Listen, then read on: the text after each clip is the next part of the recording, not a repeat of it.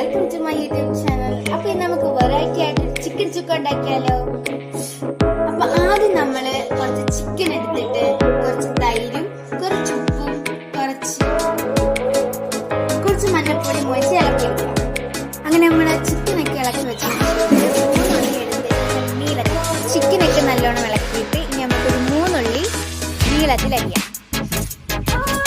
ഇവിടെ ഒരു പാത്രം എടുത്തിട്ട് എണ്ണയൊക്കെ ഒഴിച്ചിട്ടുണ്ട്. ഇനി നമ്മുടെ അരിഞ്ഞുള്ളി ഇട്ടിട്ട് വറുത്തെടുക്കും.